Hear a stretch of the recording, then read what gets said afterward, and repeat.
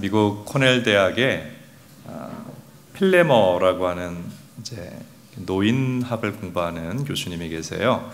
이분이 수천 명의 이제 시니어들을 면접하고 대화를 하면서 당신이 인생을 돌아볼 때 제일 후회되는 것이 무엇이냐, 이거를 이제 정리를 했어요. 그래가지고 이제 노인들은 후회하는 것이지만 앞길이 창창한 젊은이들에게 주는 8가지 지혜, 이렇게 해서 정리를 했습니다. 제일 먼저 배우자 선택을 매우 신중하게 하셔야 된다. 그리고 가족과 불화했을 때는 빨리 해결해야 한다. 세 번째가 뭐죠?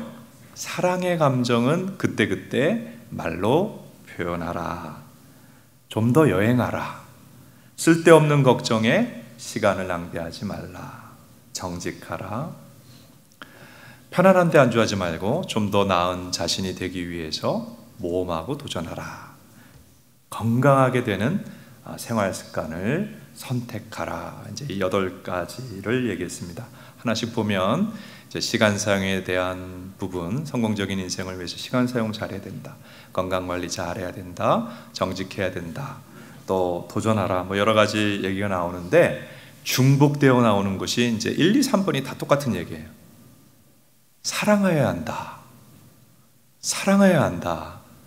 이게 성경도 아니고 인생을 오래 살았던 사람은 인생 성공에 있어 사랑이 얼마나 중요한가, 이 사랑에 대한 게 8개 중 3개니까 37.5%, 38%예요. 제일 중요한 부분이라고 얘기를 하는 것입니다. 하지만은 세상 사람들은 사랑에 대해서 많이들 오해를 하고 있죠. 이 세상에는 거짓 사랑이 가득한 것을 볼 수가 있습니다. 그래서 사랑한다고 하지만 오히려 상처받고, 사랑한다고 하지만 오히려 사랑의 쓴맛을 보는 것이 하나님을 모르는 사람들의 모습인 것을 볼 수가 있습니다. 자, 오늘 우리가 읽은 요한일서 4장 후반부의 말씀은 사랑이란 단어가 반복되어 나오는 것 같죠? 네, 27번이나 나와요. 우리는 고린도전서 13장 하면은 무슨 장이라고 알고 있죠? 사랑장이라고 알고 있는데 성경에 또 하나의 사랑장이 있어요. 요한일서 4장 후반부입니다. 하나님의 이제 사랑이 이것이다 우리에게 알려주는 말씀, 오늘 본문의 메시지 살펴봅니다. 첫째는 믿음은 사랑으로 증명된다 하는 거예요. 따라하세요. 믿음은 사랑으로 증명됩니다. 요한일서 4장 7절 읽어봅니다. 사랑하는 자마다 하나님으로부터 나서 하나님을 알고. 성경을 보세요. 사랑하는 자가 하나님께로부터 난 자, 하나님의 자녀, 구원받은 자, 믿는 자라는 거예요. 여러분, 우리가 하나님을 믿을 때 하나님 우리 안에 들어오시죠? 근데 하나님은 사랑이세요. 하나님의 사랑이 우리 안에 들어오는 것입니다. 그래서 믿으면 사랑하게 됩니다. 한번 따라. 믿으면 사랑하게 된다. 사도 요한이 성경 어떤 성경책을 게시받아 기록했을까요? 어려운 질문 아니죠. 요한복음과 요한일서를 또 2서 3서까지 기록했어요. 요한복음 5장 24절을 한번 봅니다. 구원의 조건을 이렇게 얘기합니다. 보여주세요. 같이 있습니다. 나 보내신 이를 믿는 자는 영생을 얻었고 심판에 이르지 아니하나니. 구원의 조건이 뭐예요? 예수님을 믿는 것입니다. 요한복음에서 이렇게 설명을 했고, 자, 요한 1서 3장 14절에서는 어떻게 말씀을 하나 봅시다. 같이 있습니다. 우리는 형제를 사랑함으로 사망에서 옮겨 생명으로 들어간 줄을 알거니와 사랑하지 아니하는 자는 사망에 머물러 있느니라. 믿는 자가 구원받는다고 되어 있고, 요한 1서에서는 누가 구원받습니까? 사랑하는 자가 구원받는다고 했습니다. 믿음, 구원받는 믿음은 사랑하는 것이다 하는 것을 우리가 알게 됩니다. 그러니까 만일 교회 다닌다고 하는 성도가 믿는다, 나 하나님 믿는다, 구원받았다고 하면서 계속 미움을 품고 있으면 어떻게 돼요? 그 믿음은 구원받는 믿음이 아니라는 거예요. 교회 다니는 성도가 계속 판단하고 정죄하고 욕을 하고 있으면 어떻게 돼요? 그 믿음은 구원받는 믿음이 아니다. 다시 요한일서 3장 14절 한번 읽어봅니다. 시작. 우리는 형제를 사랑함으로 사망에서 옮겨 생명으로 들어간 줄 알거니와 사랑하지 아니하는 자는 구원받지 못한 상태에 머물러 있느니라. 그래서 믿기 전과 다르게 하나님을 믿고 나서는 믿기 전과 다르게 사랑하게 되는 게 구원받은 자의 특징이에요. 여러분 어떠세요? 믿음 갖기 전과 다르게 사랑하고 계신가요? 자, 구원받은 사람은 이전에 믿기 전에는 내 기준으로 사랑했어요. 살인자들도 사랑합니다. 김일성도 사랑합니다. 그런 사랑이 이제 믿기 전의 사랑이에요. 자기 방식의 사랑. 믿은 이후에는 하나님의 기준으로 사랑하는 줄로 믿습니다. 어떻게 바뀝니까? 사랑의 경계선이 확장됩니다. 이전에는 자기만 사랑해요. 겨우 확장해봤자 자기 가족만 사랑했어요. 가족 이기주의에 빠져 있었어요. 그런데 믿고 나면 가족 너머를 사랑합니다. 하나님이 함께 하나님을 믿는 영적 가족인 교회 공동체를 허락해 주셨죠. 교회를 사랑하고 교회 형제자매들을 사랑하게 됩니다. 그리고 믿지 않은 영혼들을 사랑하고 어려움을 당한 사람들, 소외된 사람들, 고통하는 사람들 사랑하는 마음을 갖게 됩니다. 사랑의 경계선이 확장이 되어버려요. 여러분, 이와 같은 하나님의 은혜가 믿는 자 안에 일어납니다. 그리고 하나님을 믿고 나서 사랑이 어떻게 바뀌느냐? 허물을 용납하고 나에게 잘못한 사람을 용서하는 사랑을 하게 돼요. 그전에는 너 나한테 이렇게 했어? 내가 가만히 두나 보자. 딱 이런 마음이거든요. 그런 꽁한 마음, 복수하려는 마음이 이게 죄성을 가진 인간의 모습 아닙니까? 그 마음이 바뀌는 거예요. 잘못한 사람을 용서해요. 여러분, 하나님께서 사랑하라는 말씀은 계속 용서하라는 말씀이에요. 따라하세요. 사랑은 용서입니다. 왜 하나님이 계속 용서하는 사랑을 하라고 하느냐? 이 세상의 모든 인간은 허물이 있기 때문입니다. 여러분, 결혼해서 부부로 살아갈 때 사랑한다는 건 끊임없이 용서하는 거 맞지요? 용서 안 하면 부부는 존재할 수 없어요. 아멘. 자녀를 사랑하는 거 마찬가지예요. 자녀를 계속 허물을 용납하고 용서하지 않으면 사랑할 수 없어요. 사랑은 뭐라고요? 예, 우리 모두가 허물 많은 인간이기 때문에 용납하고 용서하는 사랑을 하라고 하나님 말씀하셨고, 그리스도인의 사랑은 용서하는 사랑입니다. 그리고 믿는 자의 사랑, 세상에 안 믿는 자의 사랑과 다른데 어떤 사랑이냐? 나하고 안 맞는 자, 나하고 안 맞는 사람, 내가 참 사랑하기 힘든 사람, 어려운 사람, 아니 사랑할 수 없는 사람을 사랑하는 거예요. 이것이 먼저 하나님 우리에게 베풀어 주신 사랑인 줄로 믿습니다. 여러분, 우리가 어떤 존재인지 우리가 알잖아요. 우리 하나님 믿으려고 그랬어요? 안 믿으려고 그랬어요? 안 믿으려고 그랬죠. 하나님이 왕이신데 누가 왕이 되려고 그랬어요? 내가 왕이 되려고 그랬죠. 내가 주인이 되려고 그랬잖아요. 하나님의 법, 하나님의 말씀이 있는데 어떻게 살기를 원해요? 내 마음대로 살기를 원했잖아요. 우리는 하나님을 향한 반역자들이에요. 하나님의 원수예요. 하나님 입장에서는 사랑할 수 없는 사람이에요. 우리의 모습을 보면. 근데 하나님이 사랑할 수 없는 하나님의 원수가 된 우리를 용납하시고 사랑해 주셨음을 믿습니다. 그리고 너희도 이와 같이 내가 너를 원수된 너희를 용서함 같이 너희도 어떻게 하라 그래? 용서하는 사랑을 하라고 하셨습니다. 그래서 그리스도인은 용서합니다. 타 종교인은 용서 못해요. 그러나 그리스도인은 용납하고 용서하고 화해가 일어납니다. 미국 LA 가면 베델교회라고 하는 교회가 있어요. 이 교회에 어느 이제 자매님이 새로 등록을 해서 짧은 시간 안에 믿음이 생기고 믿음이 막 자랐어요. 목사님이 너무 귀하게 바라보고 있었는데 어느 날 주일날 안 나왔더래요. 그래서 안 나올 자매가 아닌데 왜 안 나왔나? 그 다음 주에 나와서 아니 왜 지난주에 안 보였습니까? 그랬더니 한국에 급히 다녀왔다는 거예요. 아니 한국에는 왜 갑자기 가셨어요?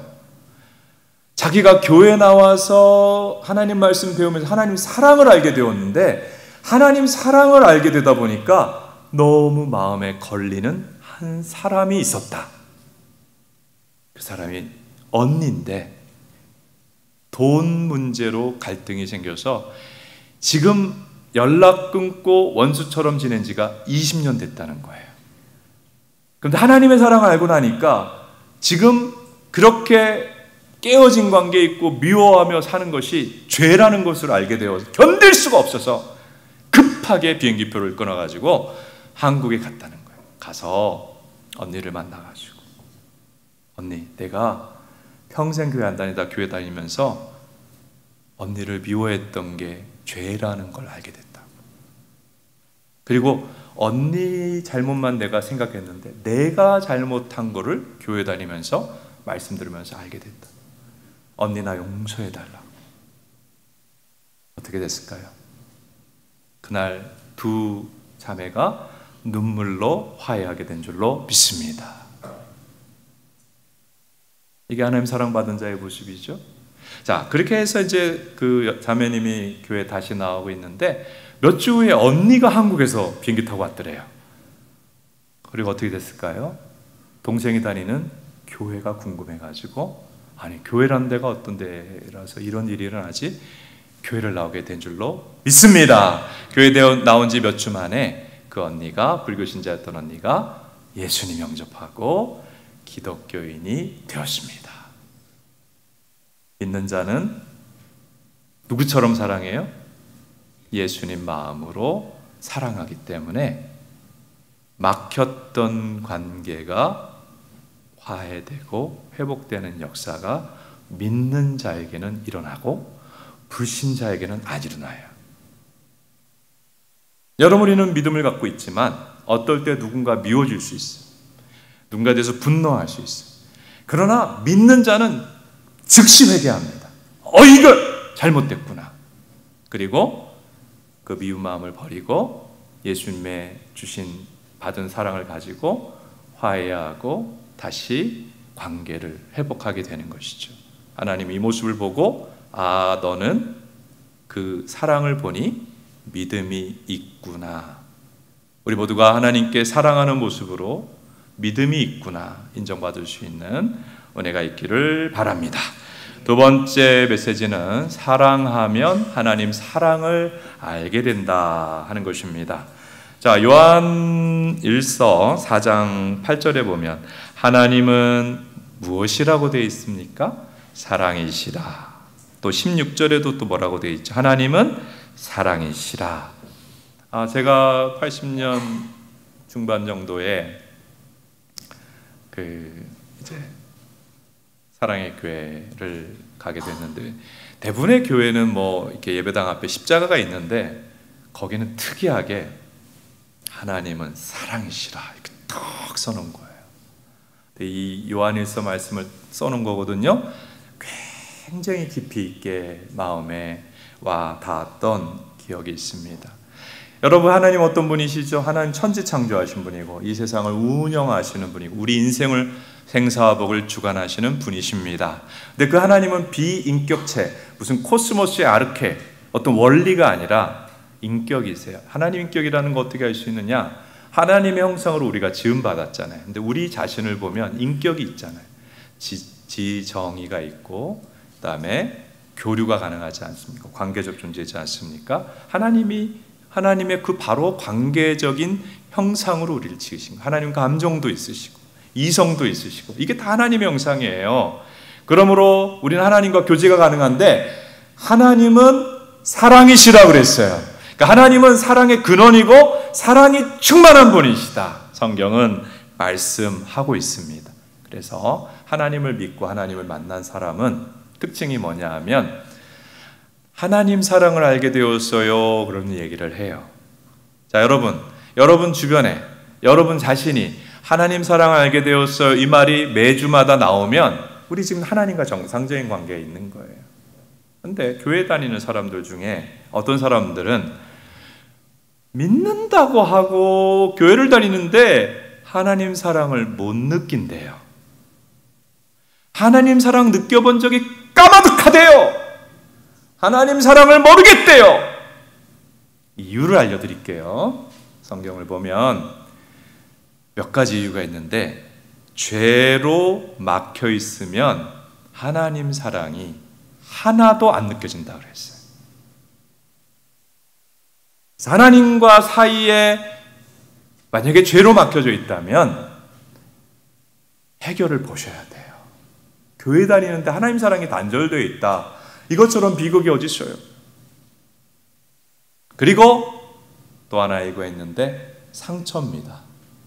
그리고 고난이라고 하는 상황이, 자, 이제 이런, 만약에 이제 컵이 있다고 합시다. 여기 깨져가지고 구멍이 몇 개 나와 있으면 물이 다 새버리겠죠?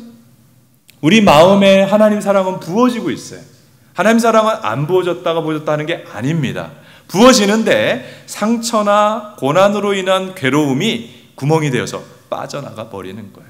그래서 하나님께서 오늘 혹시 상처나 고난에 대한 어려움 때문에 하나님 사랑 받음에도 불구하고 새해 나가고 있는 분이 있다면 성령으로 치유와 회복을 주시기를 바랍니다. 하나님 사랑이 하나님의 사랑의 크기대로 마음속에 깨달아지고 경험되기를 축복합니다. 교회를 다니면서 하나님 사랑을 못 느끼겠다, 이건 가장 지금 신앙생활에 있어서 큰 위기가 도래한 것입니다. 오늘 예배를 드리며 특별히 하나님은 사랑이시다 하는 말씀을 쭉 오늘 요한일서로 배우고 있지 않습니까? 하나님 사랑이 그 크기대로 우리 마음에 경험되어지기를 축복합니다. 우리 옆에 있는 분 인사합니다. 하나님 사랑을 경험하시기 바랍니다. 여러분, 하나님의 사랑이 뭐예요? 제가 어릴 때 애들하고, 이제 애들이 아주 어릴 때 얘기해요. 지금 뭐 많이 성숙했지만 어릴 때는 너무 애기 같잖아요. 자기가 원하는 걸 사주지 않으면 엄마 아빠가 자기를 미워한다고 생각하던 시기가 있었어요. 좀 귀엽죠? 원하는 걸 사주지 않으면 미워하는 거다. 여러분, 우리는 그런 애기 같은 생각을 가지고 하나님을 대할 때가 있어요. 하나님, 내가 원하는 거 이것 좀 내놔라고. 이거 안 주니까 하나님 나 안 사랑하는 거다, 이렇게 생각할 수가 있어요. 하나님 사랑은 그런 거 아니에요. 오늘 요한일서가 하나님 사랑이 무엇인지를 알려줍니다. 먼저는 요한일서 4장 19절을 읽어보겠습니다. 같이 있습니다. 우리가 사랑함은 그가 먼저 우리를 사랑함이었습니다. 하나님 사랑이 뭐냐?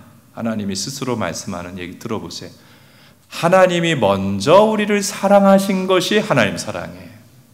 이 먼저 사랑. 여러분, 결혼하신 분, 남편분이 먼저 사랑하셨어요? 아내분이 먼저 사랑하셨어요? 먼저 사랑한 사람이 더 사랑한 거 아닐까요? 여러분, 하나님이 우리를 먼저 사랑하셨다는 것은 사랑의 시작이 하나님이라는 뜻만 아니라 우리가 하나님 사랑하는 것보다 하나님 우리를 훨씬 더 사랑한다는 뜻이에요. 여러분, 우리가 하나님이 우리 사랑할 때 우리 모습은 어땠어요? 하나님 믿고 싶습니다, 하나님 만나고 싶습니다, 그런 사람 아무도 없어요. 하나님 필요 없이, 하나님 모르고 열심히 살아갔어요. 근데 하나님이 먼저 우리를 택하시고, 먼저 우리를 아시고, 우리의 고통도 아시고 우리를 교회로 불러주셨습니다. 이게 하나님의 먼저 사랑이에요.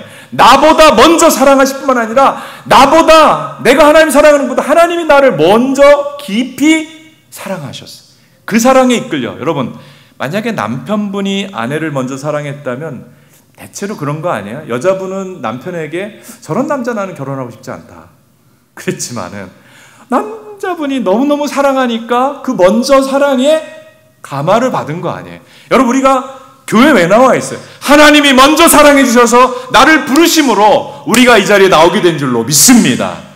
여러분, 하나님의 사랑은 먼저 사랑이에요. 그리고 요한일서 4장 9절 읽습니다. 같이 읽습니다. 하나님의 사랑이 우리에게 이렇게 나타난 바 되었으니 하나님이 자기 독생자를 세상에 보내심은, 하나님의 사랑은 찾아오시는 사랑이에요. 한번 따라합시다. 하나님의 사랑은 찾아오시는 사랑이다. 하나님은 죄 지으면서 심판을 향해 나가는 우리들을 구원하고 건지기 위해서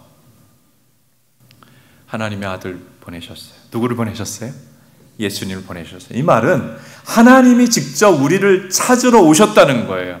여기 어린아이들 둔 부모님들, 외출했다가 쇼핑몰에서, 공원에서 아이를 잃어버려 본 분 계시죠? 잠깐 한눈 파는 사이 어딘가 막 가버린 거예요. 그러면 어떡하세요? 힘들었는데 잘 됐다, 우리 가벼운 마음으로 집에 가자, 그러는 부모님이 계세요? 그때부터 완전, 그러니까 인생 최악의 공황이 옵니다. 애가 어디 갔나?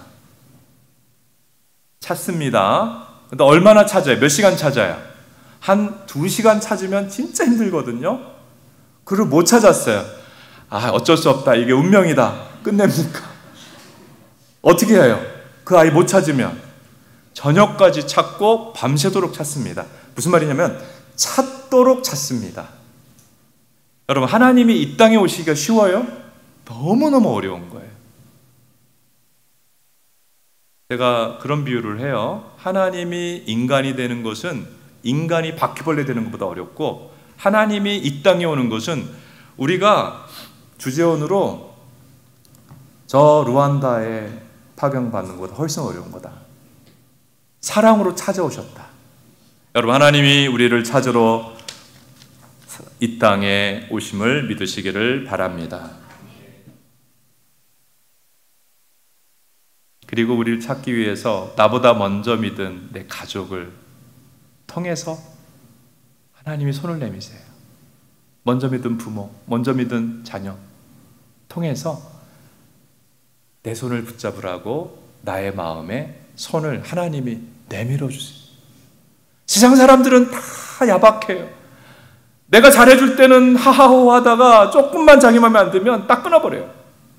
하나님은 우리를 먼저 사랑하시고 찾도록 찾으시는, 내 곁에 항상 찾아오시는 사랑의 하나님이심을 믿으시기를 바랍니다. 그리고 요한일서 4장 9절이 또 한 번 더 봅시다. 같이 있습니다. 하나님이 자기의 독생자를 세상에 보내심은 그로 말미암아 우리를 살리려 하심이라. 따라하세요. 살리려 하심이라. 살리려 하심이라. 하나님의 사랑은 살려주시는 사랑이에요. 여러분, 하나님이 우리를 살려주시려고 한다는 것은 우리가 죄 가운데, 무지 가운데 멸망, 영원한 죽음을 향해 가고 있었다는 뜻이에요. 죄 지으면서 살다 보면 죽음 이후에 심판대 앞에 서면 유죄 판결받고 영원한 형벌, 영원한 지옥의 형벌을 받아야 되는 것이 우리의 모습입니다. 근데 하나님께서는 이런 우리를 살려주시려고, 영원한 지옥 형벌에서 우리를 살려주시려고 어떻게 하셨어요? 10절에? 4장 10절. 하나님의 아들을 화목제물로 보내셨다. 화목제물로 보내셨다는 건 뭐냐면, 예수님 화목제물이 되었다는 것은 우리는 우리 죄 때문에 형벌 받아야 되지요? 영원한 심판 받아야 되지요? 하나님의 진노와 형벌을 예수님이 십자가에서 우리 대신 받으셨다 하는 것입니다. 자녀를 키우다 보면 어떨 때 자녀가 너무 많이 아플 때가 있어요. 병원에 약을 쓰는데도 안 나을 때가 있어요. 이때 부모님이 이런 생각하게 될 때가 있습니다. 하나님, 제가 좀 대신 아프면 안 될까요? 우리 애가 너무 지금 병원 약도 안 듣고 있는데 얘 좀 살려주세요. 제가 대신 아프게 해주세요. 진짜 그런 기도가 나오더라고요. 여러분, 하나님 사랑이 뭐냐고요? 하나님 사랑을 모르겠다고요? 십자가를 보시기를 바랍니다. 내가 진노와 심판과 형벌을 받아야 되는데 하나님이신 그분이 이 땅에 사람의 몸으로 오셔서 내 대신 죽으시고 우리를 살려주신 것, 이 십자가의 은혜가 하나님의 사랑입니다. 그리고 우리를 살려주실 때 죽을 영혼을 영원한 심판에서만 살려주는 건 아니에요. 우리 땅에 살아가면 실패 때문에, 고난 때문에, 때로는 자녀 때문에, 그리고 질병 때문에 아주 죽을 것 같은 순간들을 순간순간 만납니다. 여러분 중에 마음이 죽어가는 사람이 있을 수 있어요. 마음이 지금 새카맣게 타들어간 사람들이 있을 수 있어요. 회사가 여러분을 살려주지 못해요. 여러분의 학벌이 여러분을 살려주지 못해요. 우리를 살려주시는, 우리를 사랑하시는 예수님만이 우리를 일으켜 주실 수 있는 줄로 믿습니다. 지독한 우울증, 인생의 막다른 길에 도착한 절망, 이런 속에서 우리를 살려주시는 분은 오직 예수님임을 믿으시기를 바랍니다. 이게 우리 하나님의 사랑입니다. 자, 그러면 이 하나님의 사랑을 우리가 받게 되는 채널, 통로가 있어요. 하나님의 사랑은 어떻게 나에게 경험이 될까요? 우선은 하나님은 하나님의 사랑을 우리가 경험할 수 있도록 하나님의 말씀, 성경 말씀을 우리에게 주셨어요. 가족끼리도 사랑은 어떻게 표현돼요? 사랑은 우선적으로 말로 표현되어야 하고 가족 간의 대화가 사랑을 표현하는 말이 되어야 됩니다. 이게 하나님 뜻이에요. 사춘기 자녀를 둔 부모라고 할지라도 부모는 계속해서 자녀에 대해서 용납하며 사랑의 말을 해주셔야 됩니다. 이게 하나님의 뜻이에요. 사랑은 뭘로 표현되죠? 말로 표현돼요. 하나님 사랑은 우리에게 어떻게 표현되죠? 하나님의 말씀으로 표현됩니다. 그래서 우리가 설교 말씀을 들을 때에 하나님 사랑이 우리에게 임하는 줄로 믿습니다.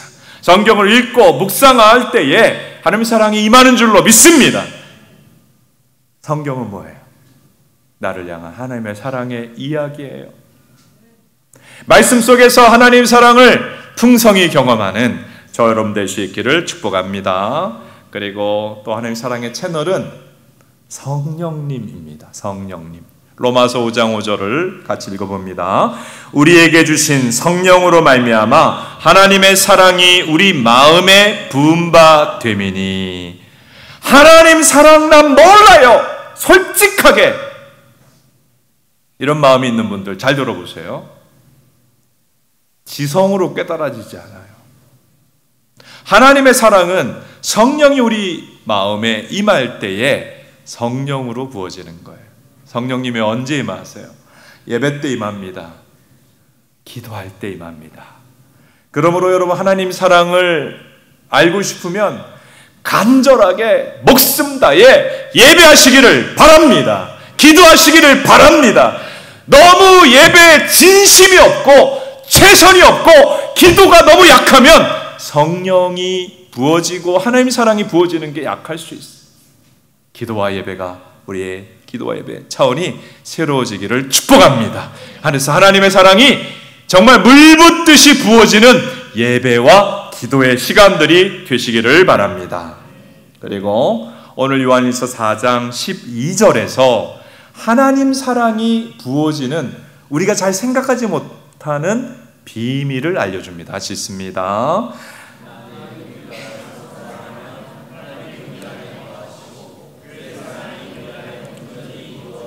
한 번 더 읽겠습니다. 만일 우리가 서로 사랑하면 우리 안에 거하시고 그의 사랑이 우리 안에 온전히 이루어지느니라.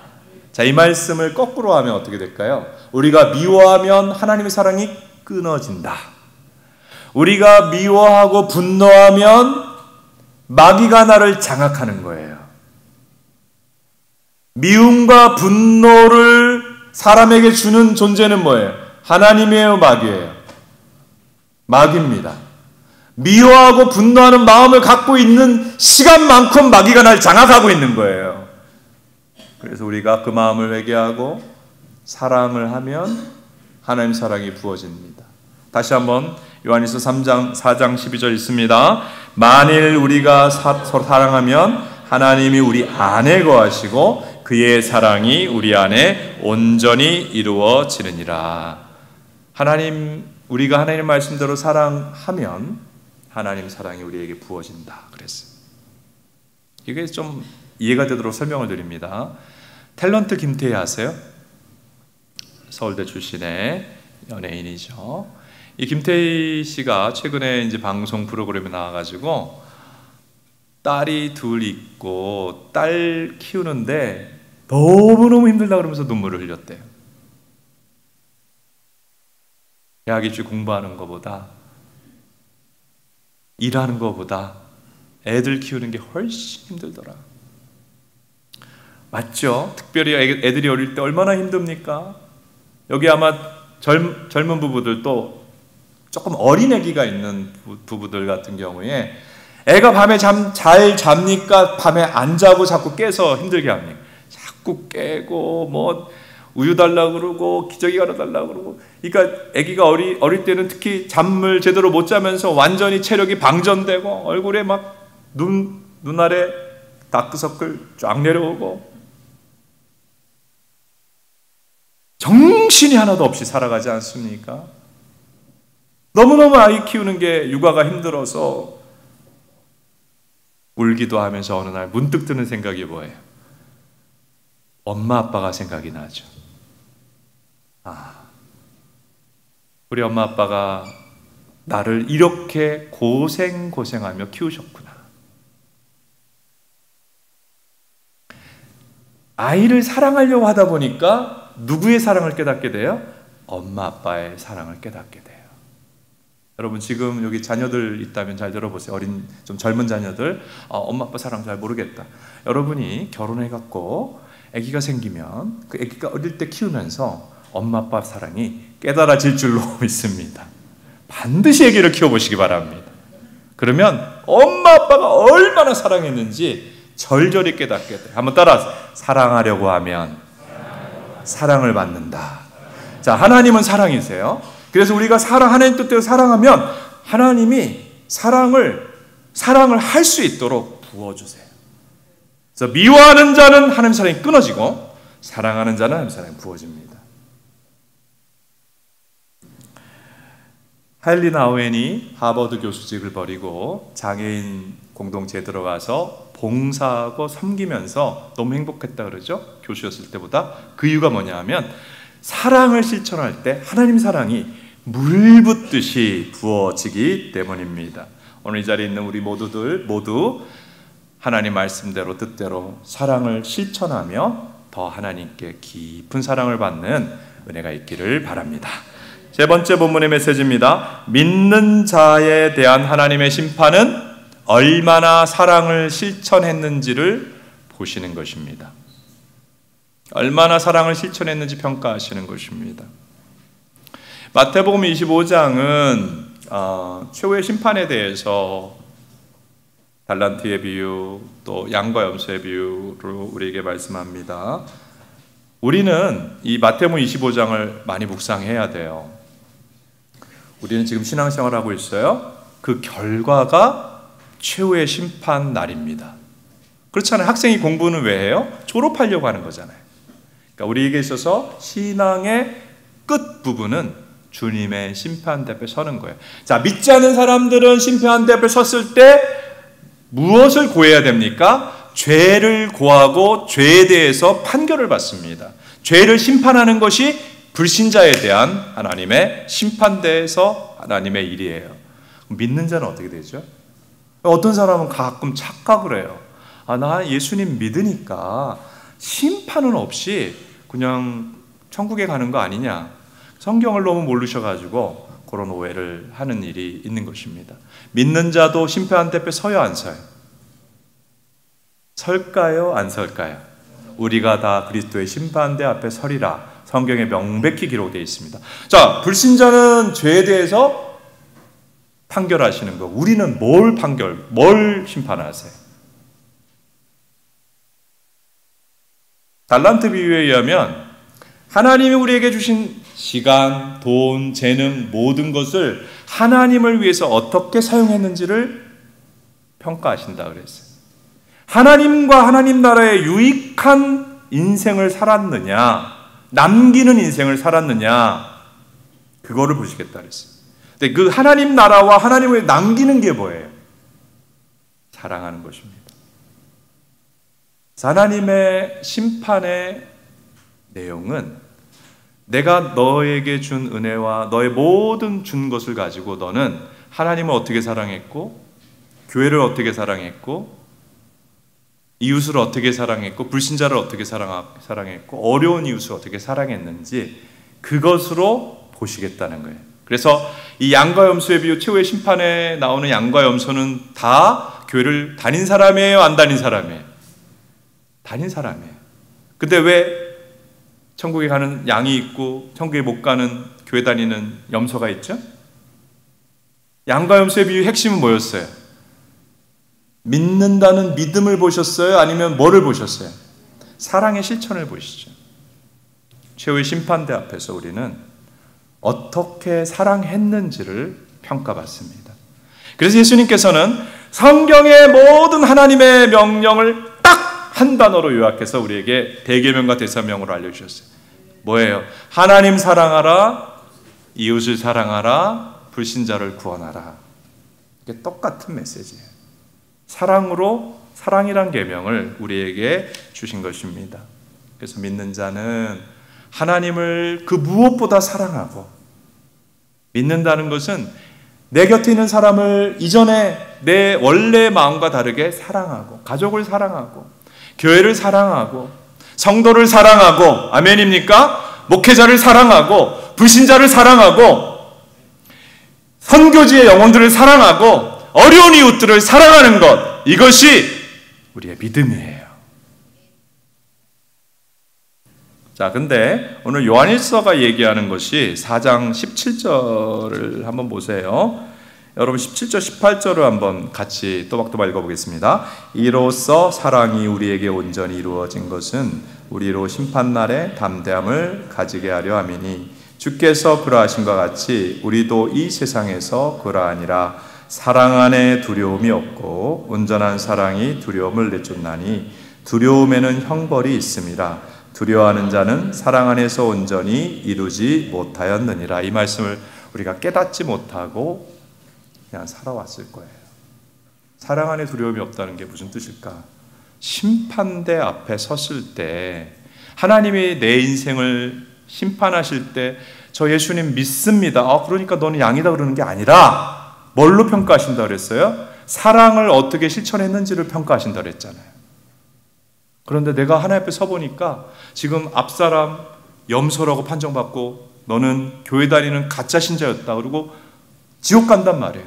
사랑으로 한 사람 한 사람 하나님 평가하실 때 내가 하나님을 최선을 다해 사랑하지 않았고 교회를 최선을 다해 사랑하지 않았고 내 곁에 있는 가족이나 사람들을 최선을 다해 사랑하지 않았다면 심판대 앞에 설 때 두려울까요? 담대할까요? 두려운 거죠. 내가 하나님 뜻대로 사랑하지 않으면 심판대 앞에 설 때에 사시나무 떨듯이 떨 수밖에 없어요. 내 믿음의 진정성이 없었다는 게 드러나는 시간이기 때문입니다. 그런데 반대로 하나님의 뜻은 사랑이구나. 하나님 사랑, 가족 사랑, 교회 사랑, 불신 영혼 사랑이구나. 사랑에 최선을 다한 사람은 뭐가 없어요? 심판대 앞에서 두려움이 없어요. 담대해요. 왜냐하면 하나님의 뜻대로 살아왔기 때문입니다. 여러분, 이와 같은 은혜가 우리 모두에게 있기를 축복합니다. 나이가 들어가는 사람들 중에 이런 얘기를 하는 사람들이 있어요. 나는 9988-234 했으면 좋겠어. 무슨 말인지 아세요? 99세까지 팔팔하게 살아가다가 2, 3일 아프고 꽥 죽는 거.